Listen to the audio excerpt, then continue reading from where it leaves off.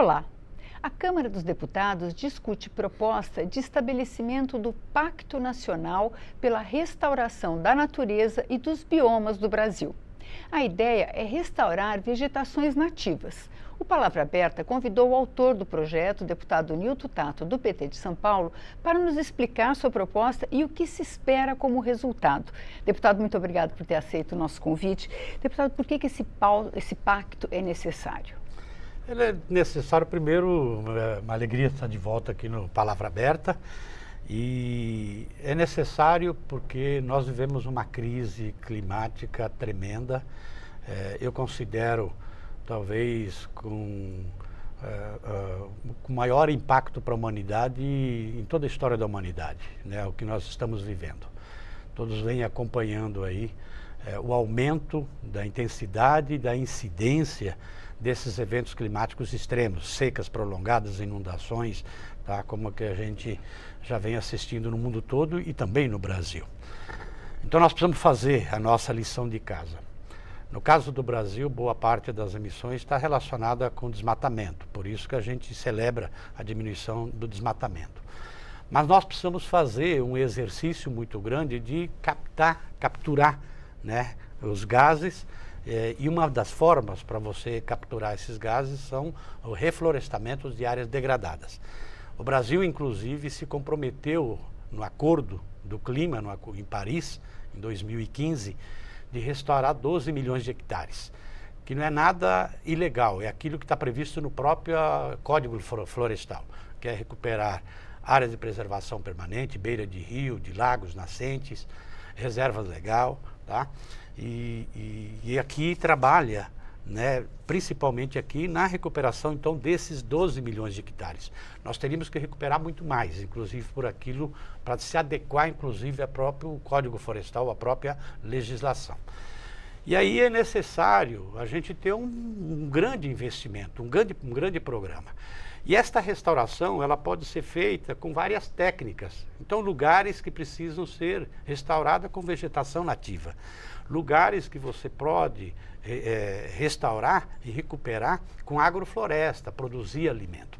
Então, este pacto é necessário ter uma coordenação nacional. Por isso que nós estamos falando aqui, tá?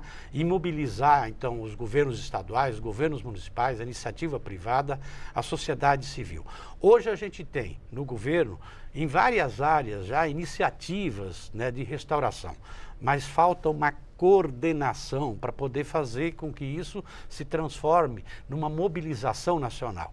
E ele tem um potencial muito grande, então, de gerar emprego e renda em toda a cadeia da restauração, além de capturar, né, gás de efeito estufa, né, gás carbônico, né, potencial de gerar recursos com o comércio de carbono, potencial de gerar recurso com emprego e renda na cadeia da restauração, de gerar recursos na produção de alimentos, né, com agrofloresta, enfim. E um outro aspecto que a gente coloca aqui, que é o papel também dos insetos, principalmente as abelhas como as polinizadoras, né? Então, a gente está perdendo muito e com isso vai diminuindo, inclusive, a produtividade na própria agricultura, na medida que a gente está perdendo abelhas por causa do uso da química na agricultura. Agora, deputado, qual a diferença? A gente sempre fala em reflorestamento e aí a gente vê áreas de reflorestamento, um monte de eucalipto. Qual a diferença da gente usar a vegetação nativa e esse conceito que hoje é o mais popular aqui, de reflorestar com madeira que cresce rápido, pode ser colhida e usada? É importante, evidentemente, que você tenha reflorestamento, né, de eucaliptos, pinos. É só debater o local e onde, né, para isso aí. Tá? Porque ele tem um papel a cumprir do ponto de vista da economia, mas ele não cumpre o papel do ponto de vista da manutenção da biodiversidade. Tá? Então, lugares que você precisa restaurar com espécies nativas, tá? Elas são fundamentais, porque ali você cria uma vida ampla em toda a biodiversidade. Então, determinados lugares você precisa construir, né, e restabelecer corredores ecológicos, então que sejam conectadas essas restaurações. Então, se você pensar, por exemplo, na beira do rio, Tá? Por isso que o Código Florestal coloca aquela quantidade de metros que precisam ser recuperada de vegetação nativa, dependendo do tamanho, né, do rio, da largura do rio. Isso por quê? Porque ali você cria um corredor ecológico. Tá? Então ali você propicia que você tenha uma diversidade muito grande de flora, né, então de espécies, né, com a restauração, tá? E também uma diversidade da fauna, tá? Então, dependendo da região, dependendo do bioma. Então, é uma diferença muito grande. E numa floresta de eucalipto, de pinos, é muito pobre do ponto de vista da biodiversidade. Então, tem esses aspectos. E o outro, evidentemente, que eucaliptos e pinos têm um papel importante na economia, né? Papel e celulose, inclusive de madeira. Mas ela não substitui a diversidade também de outras madeiras, né? Eu estou falando, inclusive, para mobiliário, para construção, enfim, para tudo aquilo que se usa, inclusive também a madeira.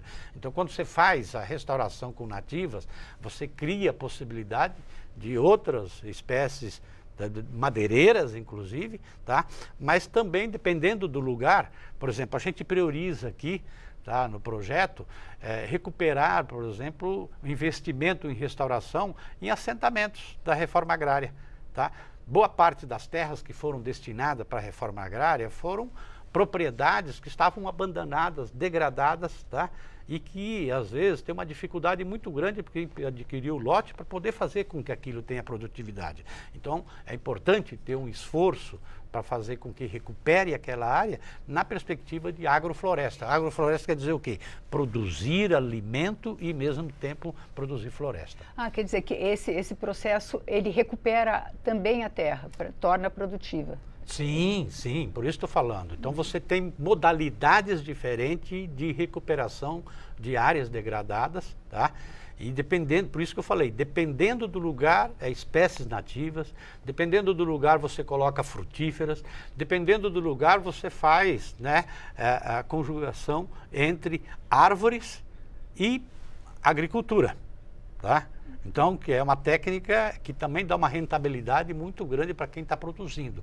Que é onde você produz. Você pode produzir mandioca, você pode produzir arroz, feijão, você produz frutíferas, né, diversas, né, leguminosas, intercalados com floresta.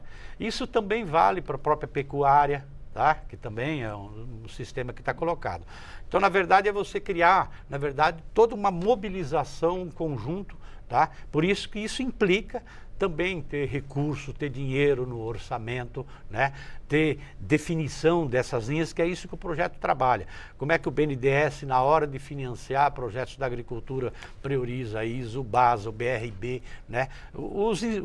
As instituições, né, de fomento, né, do Estado, né, do poder público, de ter compromissos, né, de alocar. Pois é, o senhor diz, inclusive com relação ao Plano Safra, né, o senhor prevê que uma parte do Plano Safra seja direcionado, nesse sentido, de projetos que priorizem esse tipo de agricultura? Sim, ele não vai perder o seu caráter de fomentar a produção, né, de alimentos, tá?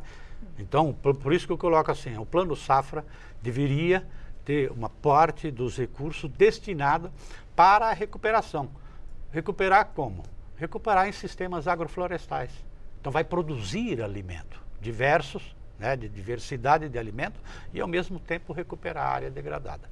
Agora, o senhor prevê também que isso pode ser feito em área urbana também? Sim. Não só na área rural? Sim, você tem muitas cidades, até para poder adaptar a cidade aos eventos climáticos, você precisa criar os espaços, né, aquilo que chama de espaços esponja. Tá? Então você precisa de mais vegetação, mais árvores, né? Fomentar, por exemplo, a agricultura urbana, né? As hortas. Em todas as cidades você vê terrenos abandonados, áreas públicas, tá?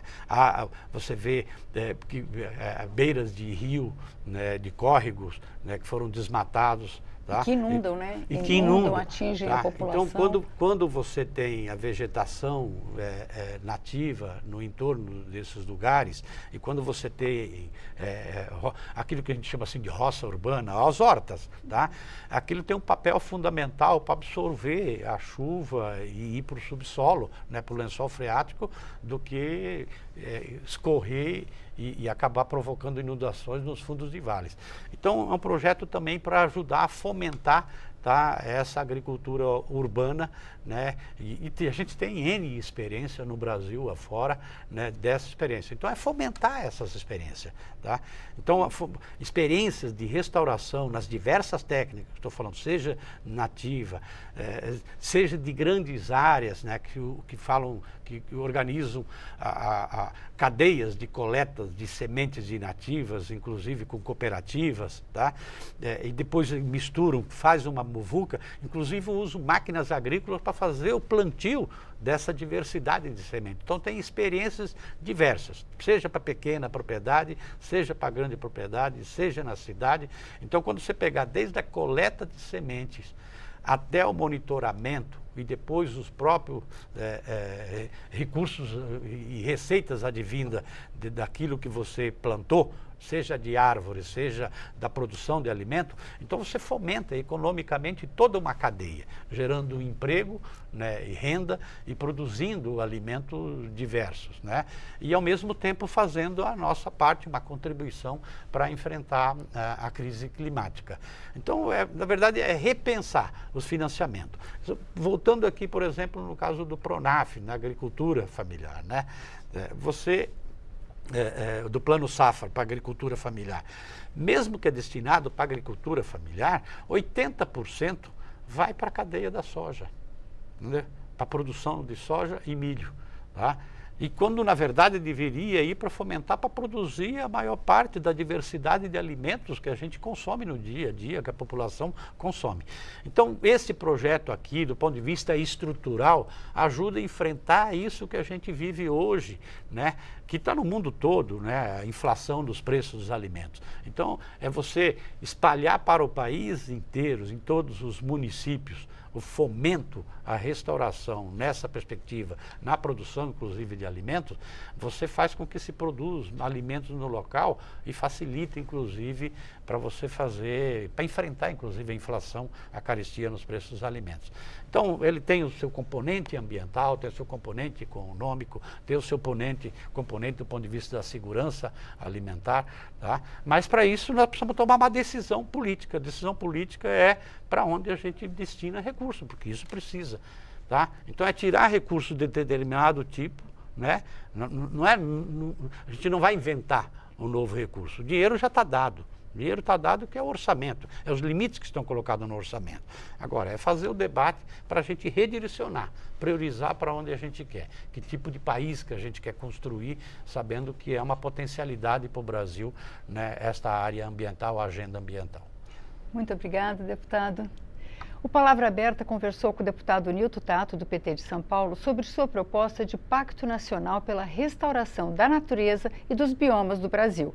Se você quiser rever ou compartilhar esse programa, vá ao nosso canal no YouTube ou à página câmara.leg.br. Obrigada pela audiência e até a próxima.